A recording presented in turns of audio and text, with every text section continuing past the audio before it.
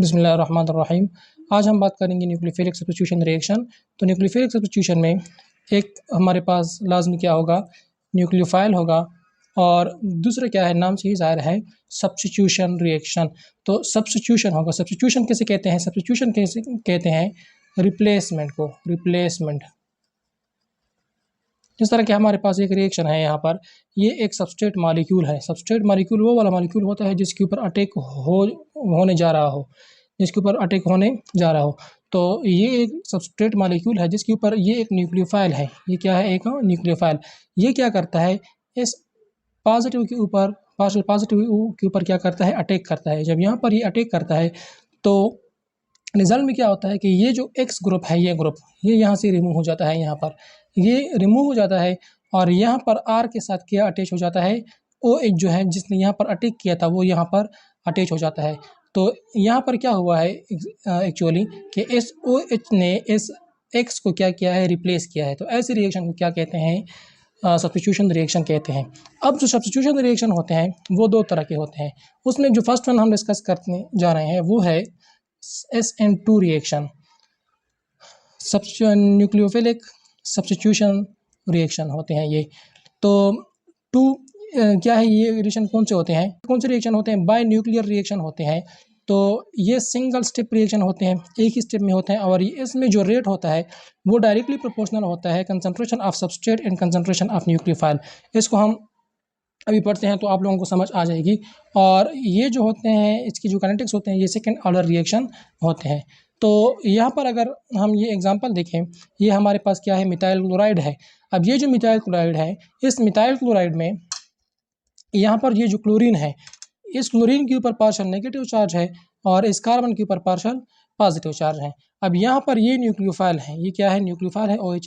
ये न्यूक्लियोफाइल इस कार्बन के ऊपर क्या करेगा? अटैक करेगा। जब इसके ऊपर अटैक करेगा तो यहाँ पर एक ट्रांजिशन स्टेट बनेगा। तो ट्रांजिशन स्टेट जो होता है, इसकी एनर्जी क्या होती है? हाई एनर्जी होती है। ये हाई एनर्जी स्टेट होता है, हाई एनर्जी स्टेट होता है, और ये काफ़ी अनस्टेबल होता है। तो यहाँ पर ट्रांजिशन स्टेट में क्या हुआ है एक्चुअली कि ये जो हाइड्रोक्सिल ग्रुप है, न्यूक्लियोफाइल है, इन्होंने कार्बन के ऊपर अटैक किया है। तो यहाँ पर इसके साथ पार्शियल बॉन्ड बनाया है, और उसी ही टाइम ये बॉन्ड बनाने जा रहा है, और यहाँ पर कार्बन क्लोरीन के साथ बॉन्ड की ब्रेकिंग करने जा रहा है। यहाँ पर ये बॉन्ड ब्रेक हो रहा है और इस बॉन्ड की फॉर्मेशन हो रही है। तो इसी ही सिंगल स्टेप में इस रिजल्ट आखिर में क्या होता है कि ये जो क्लोरीन है ये कार्बन के साथ बॉन्ड ब्रेक करवा देता है, और यहाँ पर ये ल्यू हो जाता है, ये ल्यू कर जाता है, और यहाँ पर ये जो OH ग्रुप है ये एंटर कर जाता है, और यहाँ पर हमारे पास जो प्रोडक्ट बनता है वो अल्कोहल बनता है। तो इस तरह के रिएक्शन जो कि सिंगल स्टेप में होते हैं और उसमें ट्रांजिशन स्टेट भी आता है, ऐसे रिएक्शन को हम क्या कहते हैं? SN2 रिएक्शंस कहते हैं। यहाँ पर जो SN2 रिएक्शन होती है उसमें एक और फिनोमेना भी होता है जिसको हम कहते हैं इन्वर्जन। तो इन्वर्जन किस तरह से होता है? अच्छा, जिस तरह के ये हमारे पास क्या है? अम्ब्रेला है, एक ये अम्ब्रेला है और एक ये अम्ब्रेला है। अब ये जो अम्ब्रेला है इसका ये इस साइड पर है, और ये जो अम्ब्रेला है ये इस साइड पर है, ये इन्वर्ट हुआ है, मतलब उल्टा हो गए हैं।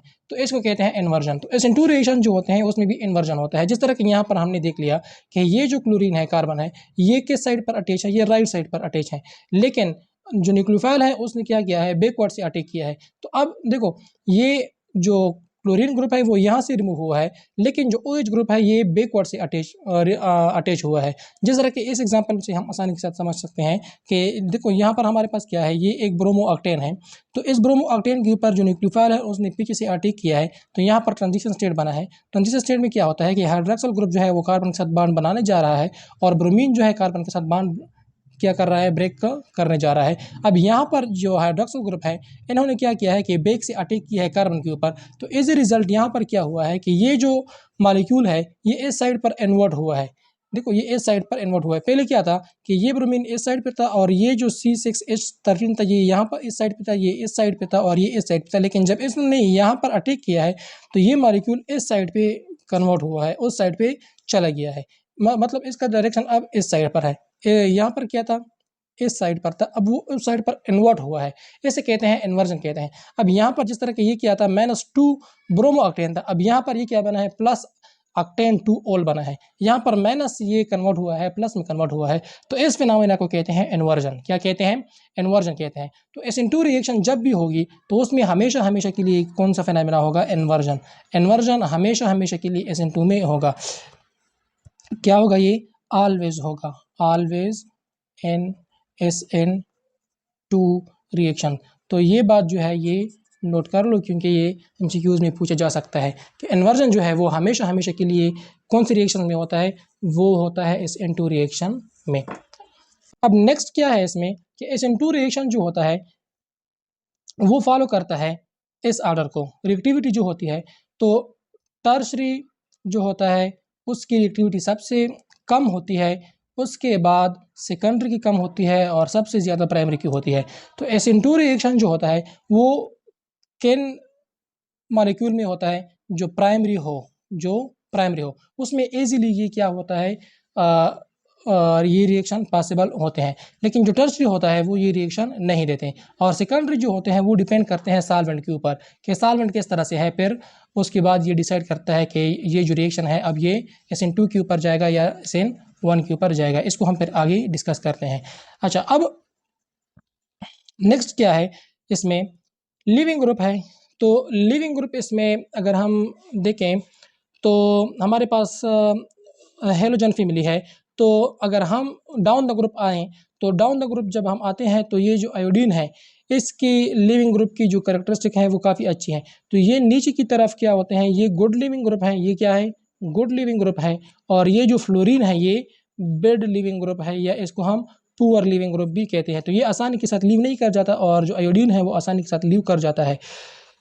अच्छा, उसके बाद क्या है?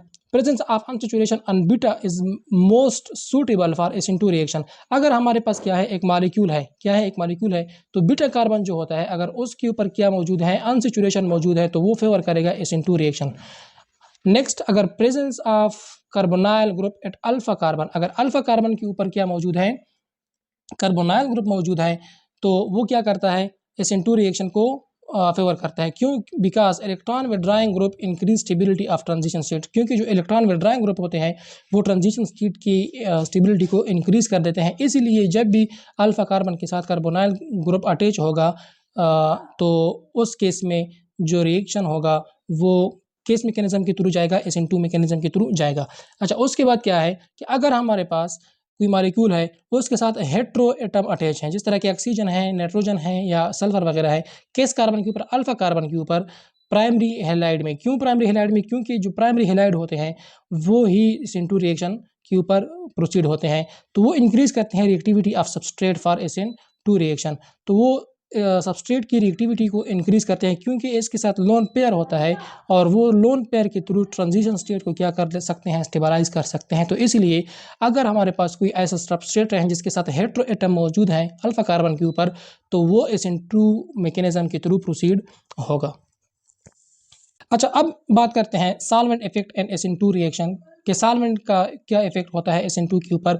तो पोलर सॉल्वेंट जो होते हैं जिसके साथ हाइड्रॉक्सिल ग्रुप होता है या NH ग्रुप होता है वो जनरली वर्स्ट सॉल्वेंट होते हैं फॉर SN2 रिएक्शन। उसमें जो SN2 रिएक्शन है वो आसानी के साथ प्रोसीड नहीं होता। लेकिन अगर हम देखें इसके कंट्रास्ट में, अगर हम देखें तो प्रोटेक्ट सॉल्वेंट जो होते हैं वो क्या कर लेते हैं? डिक्रीज कर लेते हैं rate of SN2 reaction by lowering the ground state energy of nucleophile. जो न्यूक्लियोफाइल होता है उसकी ग्राउंड स्टेट एनर्जी को डिक्रीज कर देता है और उसी वजह से क्या होता है? जो SN2 रिएक्शन होता है उसका रेट कम हो जाता है। लेकिन अगर हम पोलर ए प्रोटेक्ट इस्तेमाल करें, पोलर ए प्रोटेक्ट का मतलब ये है कि उसके साथ हाइड्रोजन मौजूद ना हो, तो वो सॉल्वेंट अगर हम इस्तेमाल करें तो वो SN2 की रिएक्शन को क्या करवाता है? इंक्रीज करवाता है, राइज करवाता है।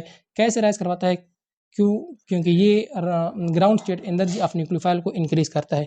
अब देखो यहाँ पर हमने क्या देखा कि हमारे पास न्यूक्लियोफाइल है। अब न्यूक्लियोफाइल जो है तो रेट ऑफ रिएक्शन जो है वो न्यूक्लियोफाइल और सबस्ट्रेट दोनों के ऊपर डिपेंड करता है। अब अगर हम यहाँ पर पोलर प्रोटेक्ट इस्तेमाल करते हैं,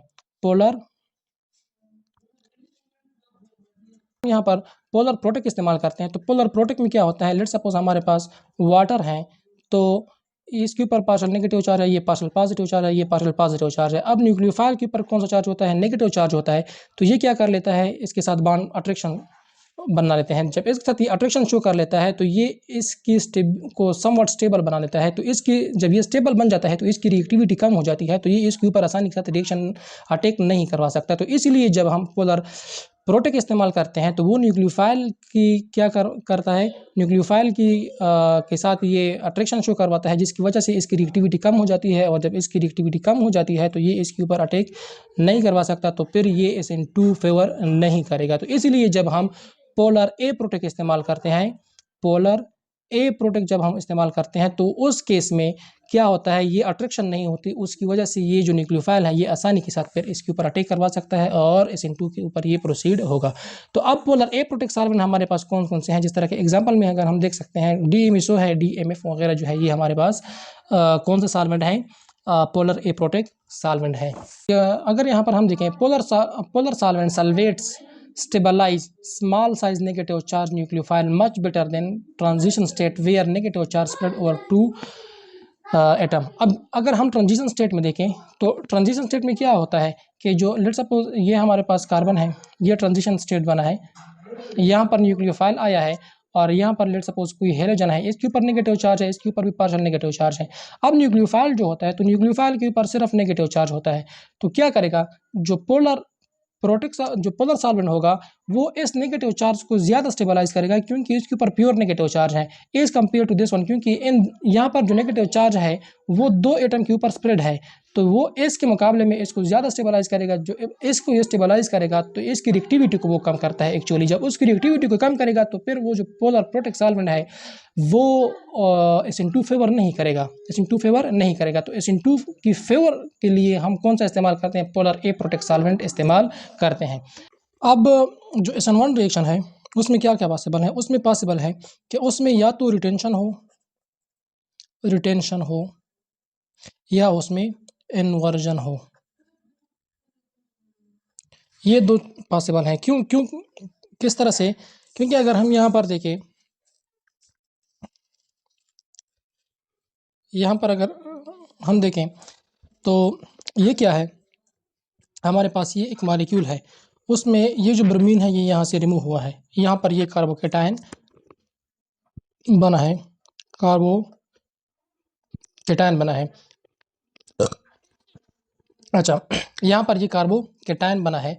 अब यहाँ पर ये एक न्यूक्लियोफाइल है। अब ये न्यूक्लियोफाइल जो है वो ये पॉसिबल है कि वो इस साइड से भी अटैक करे और ये इस साइड से भी अटैक करे। अगर ये इस साइड से अटैक करता है तो क्या होगा, इन्वर्जन होगा। तो क्या होगा, इन्वर्जन होगा, तो ये वाला प्रोडक्ट जो है वो बनेगा। अगर ये वह न्यूक्लियोफाइल अगर इस साइड से अटैक करता है तो फिर ये यहाँ पर क्या होगा, रिटेंशन होगा। ये क्या है, रिटेंशन है। लेकिन मेजॉरिटी अगर हम देखें तो यहाँ पर इन्वर्जन ही होता है। मतलब पॉसिबल दोनों है, इन्वर्जन भी हो सकता है और रिटेंशन भी हो सकता है, लेकिन मेजॉरिटी कौन सा होता है, इन्वर्जन होता है। वो क्यों होता है, क्योंकि जब यहाँ से ये ब्रोमीन लीव कर जाता है इस तरह से, यहाँ पर ये पार्शियल पॉजिटिव है और ये यहाँ पर ब्रोमीन नेगेटिव है, तो ये ब्रोमीन ऐसा नहीं है कि यहाँ पर बस छोड़ ही जाता है, चला जाता है, यहाँ पर ये यहाँ पर रहता है, ये यहाँ पर फेस साइड से यहाँ पर होता है, तो ये आसानी के साथ न्यूक्लियोफाइल को आने नहीं देता। मतलब एक साथ अटैक तो नहीं है लेकिन यहाँ पर मौजूद होता है, इसलिए मतलब पॉसिबल है कि न्यूक्लियोफाइल यहाँ से अटैक करे, क्योंकि यहाँ पर बांड तो नहीं बना ना, लेकिन यहाँ पर ये मौजूद है सिर्फ। लेकिन मेजॉरिटी केसेस में ये पीछे की तरफ आता है और यहाँ से अटैक करके इन्वर्जन शो करता है। तो मेजॉरिटी केसेस में इन्वर्जन होती है, लेकिन यहाँ पर रिटेंशन भी पॉसिबल है, और उसी वजह भी मैंने आपको बता दी कि किस तरह से। अब SN1 रिएक्शन जो होता है उसमें जो मिथाइल ग्रुप होते हैं वो इसको किस तरह से इफेक्ट करते हैं, तो उसमें सबसे ज़्यादा जो होता है फेवर करता है वो टर्शरी है। तो टर्शरी में SN1 होता है, उसके बाद कौन देता है, सेकेंडरी, उसके बाद प्राइमरी, उसके बाद मिथाइल। अब अगर हम टर्शरी को देखें तो इसके साथ 3 बड़े ग्रुप मौजूद होते हैं, 3 बड़े ग्रुप मौजूद होते हैं। तो इसके ऊपर जब पॉजिटिव चार्ज आता है तो यहाँ पर जब कार्बोकेटायन बनता है तो इस कार्बोकेटायन को ये तीनों methyl group through inductive effect क्या करते हैं, स्टेबलाइज करवाते हैं। थ्रू इंडक्टिव इफेक्ट भी ये स्टेबलाइज करवा सकते हैं और हाइपर कंजुगेशन से भी इसको स्टेबलाइज करवा सकते हैं। ये एक स्टेबल मॉलिक्यूल बना सकता है। तो इसलिए जो टर्शरी मॉलिक्यूल होते हैं वो फेवर करते हैं SN1 को फेवर करते हैं एज़ कम्पेयर टू SN2, और प्राइमरी जो होते हैं वो SN2 को फेवर करते हैं, और सेकेंडरी जो है वो डिपेंड करता है सॉल्वेंट के ऊपर। तो सॉल्वेंट डिसाइड करेगा कि ये किस साइड पर जाएगा। अब लिविंग ग्रुप जो होते हैं वो क्या होते हैं, तो जो बेस्ट लिविंग ग्रुप होगा उसकी रिएक्टिविटी ज़्यादा होगी और वो आसानी के साथ SN1 देगा, क्योंकि दोनों ही रिएक्शन में जो फर्स्ट स्टेप होता है रेट डिटरमाइनिंग स्टेप होता है, उसमें लिविंग ग्रुप जो है वो मौजूद होता है, क्योंकि पहले वाले में भी ग्रुप बॉन्ड की ब्रेकिंग होती है और दूसरे जो SN1 है उसमें भी पहले स्टेप में बॉन्ड की ब्रेकिंग हो जाती है। तो आयोडीन जो है ये एक गुड लिविंग ग्रुप है, तो ये आसानी के साथ यहाँ से रिमूव हो सकता है, तो इसीलिए इसकी रिएक्टिविटी ज़्यादा होगी और ये बेड लिविंग ग्रुप होता है। तो यहाँ पर नोट में क्या लिखा है कि best leaving group should be those that are the most stable conjugate base of strong acid, जो मोस्ट स्टेबल कंजुगेट बेस हो किसी भी स्ट्रॉन्ग एसिड का। अच्छा, अब यहाँ पर हम देखते हैं इसके सॉल्वेंट इफेक्ट। तो सॉल्वेंट इफेक्ट उसके मुतरादिफ होगा SN2 के। तो SN1 में अगर हम क्या लेंगे, तो SN1 में हम लेंगे पोलर सॉल्वेंट। क्या लेंगे? पोलर सॉल्वेंट लेंगे। क्यों पोलर सॉल्वेंट लेंगे? क्योंकि यहाँ पर कार्बोकेटायन बना है, तो इस कार्बोकेटायन को पोलर सॉल्वेंट क्या करते हैं, पोलर सॉल्वेंट उसको पोलर सॉल्वेंट उसको स्टेबलाइज करते हैं। Polar solvent stabilise carbocation and solvation provide much energy necessary for electrolytic cleavage. तो यहाँ पर जो क्लीवेज हो रहा है, तो यहाँ पर देखो, अगर यहाँ पर हम देखें, यहाँ पर जो क्लीवेज हो रहा है, तो पोलर सॉल्वेंट जो होता है वो यहाँ पर जो कार्बोकेटायन बनने जा रहा है उस कार्बोकेटायन को इतनी एनर्जी देता है कि ये इसको क्या करवाएं, ब्रेक करवाएं। तो इसीलिए जो पोलर सॉल्वेंट होते हैं या पोलर प्रोटेक्ट सॉल्वेंट होते हैं वो फेवर करते हैं SN1 reaction over SN2। Polar solvent या पोलर प्रोटेक्ट सॉल्वेंट जो होते हैं वो फेवर करते हैं किस चीज़ को, SN1 रिएक्शन को, और रीज़न क्या है वो भी मैंने डिस्कस की। अच्छा, अब नेक्स्ट क्या है इसके बाद, चॉइस ऑफ न्यूक्लियोफाइल। अब यहाँ पर जो न्यूक्लियोफाइल है वो क्या करेगा, रेट के ऊपर इफेक्ट नहीं करेगा, क्योंकि वो रेट में उसकी इन्वॉल्वमेंट नहीं है, सिर्फ सबस्ट्रेट की क्या है, इन्वॉल्वमेंट है। लेकिन जो प्रोडक्ट बनता है उसके ऊपर ये क्या करेगा, इफेक्ट करेगा। जिस तरह के हमारे पास क्या है, ये एक न्यूक्लियोफाइल है और ये एक न्यूक्लियोफाइल है, ये भी इसके ऊपर अटैक कर रहा है और ये भी इसके ऊपर अटैक कर रहा है। अब ये दोनों कंपटीशन में है। अब ये दोनों क्या करेंगे, एक दूसरे के कंसंट्रेशन के ऊपर डिपेंड करेंगे। जिसका कंसंट्रेशन ज़्यादा होगा या जिसका स्ट्रेंथ ज़्यादा होगा तो वो इफेक्ट करेगा कि कौन सा वाला प्रोडक्ट बनेगा। अब स्ट्रेंथ जो है ये इसका ज़्यादा है, तो हमारे पास जो मेजर प्रोडक्ट है वो ये वाला बनेगा। ये जो वाटर है ये वीक न्यूक्लियोफाइल है as compared to this one, तो माइनर में ये वाला प्रोडक्ट जो है ये बनेगा। लेकिन ये किसके ऊपर इफेक्ट नहीं करेगा, रेट के ऊपर इफेक्ट नहीं करेगा कि SN2 रिएक्शन होगा या अच्छा, ये रेट के ऊपर डिपेंड नहीं करता, तो कोई सा भी हम इस्तेमाल कर सकते हैं। लेकिन अगर ये दोनों कंपटीशन में हो तो फिर भी ये क्या करते हैं, इफेक्ट करते हैं प्रोडक्ट को कि कौन सा वाला प्रोडक्ट बनेगा। तो कौन सा वाला बनेगा, जो स्ट्रांग न्यूक्लियोफाइल होगा वो वाला मेजर प्रोडक्ट बनेगा, जो वीक होगा वो वाला वीक वो जो है वो माइनर प्रोडक्ट देगा। अच्छा, और न्यूक्लियोफाइल जो है ये इसकी स्ट्रेंथ किसकी ज़्यादा होगी किसकी कम होगी वो भी मैंने डिस्कस किया है एक लेक्चर में, तो वो भी आप देख लें तो बेहतर होगा। तो कौन सा न्यूक्लियोफाइल जो है बेटर होगा और वो किन किन फैक्टर के ऊपर डिपेंड करता है। Thank you so much.